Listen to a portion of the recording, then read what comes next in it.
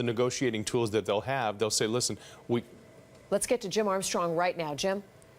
The whole dynamic here has changed, guys. Everything is different now. There was a ripple of applause just about 2 minutes ago.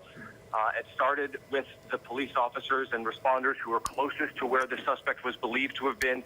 It spread closer to us. It was a wave of applause. It was subdued, but a wave of applause came back this way. Some people started cheering, and everyone's walking away. All those officers who I was describing to you for the past 90 minutes, rigidly focused on that guy with their attention and their weapons. Their demeanor has changed, their stance has changed, and in many cases, they're walking away. They're coming back towards us. Now, do we know that this is because he's dead, or is he in custody?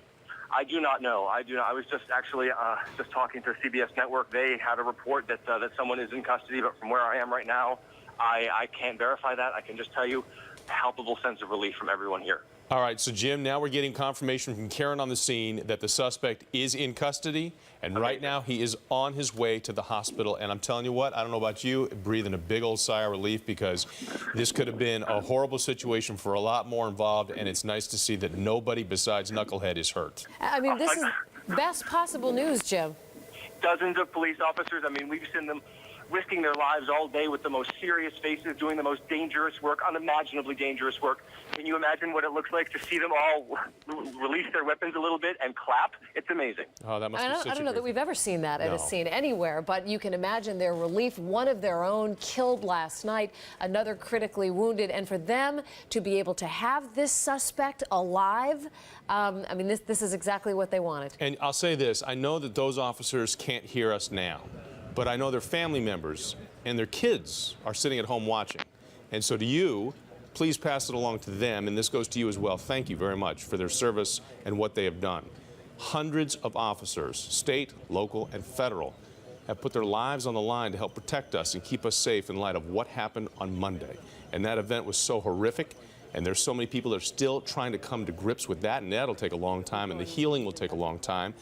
But you got to move forward, you got to move past it, and having people like this in front of us to protect us, that goes a long way. So to those family members, we thank you, and please send that along to your loved ones as well. Jim, all right, let us know what you're seeing out there now. Are the officers, I mean, there were so many, are they still continuing to stream away from that scene where you are? Some of them are. They're lingering, but at the very least, they've released their tent positions, and they've backed away from that crouched position that I was describing to you earlier, where they were hiding behind trees or behind retaining walls. They've moved away. There were several of them, about a dozen or so, maybe 15, hiding behind a corner of a building, sort of looking around the corner.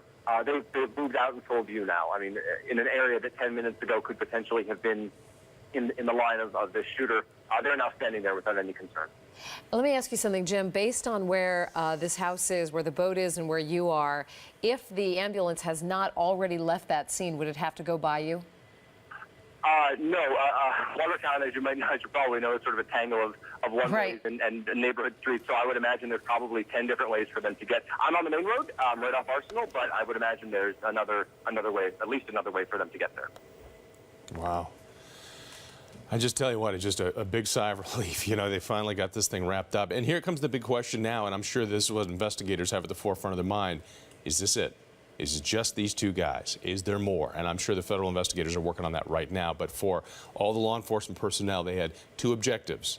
One was killed last night, and they just took the other one into custody. He's on his way to the hospital. We don't know in what condition he's in, but at last check, he was alive. That's right, and they're sweeping the neighborhood now. Boston police confirming he's in custody. Let's get to Karen Anderson on the phone. Karen?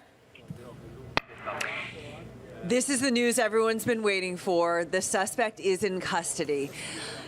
You could see a collective sigh of relief coming from everyone standing around here as they got the news that he was taken into custody. This is the outcome that people had wanted. I'm told by one person that he's being taken to a hospital for injuries prior to this, which I believe would be from the massive gunfight that we all saw in the video that we have from last night. I do know that they are now going to be moving in to try to search the area, and especially to search the boat to see if there are any explosives on board. You know, so it's still an active scene. You can see Boston police continuing to pour in right here one after another, because now the teams that are checking for explosives will be coming onto the scene.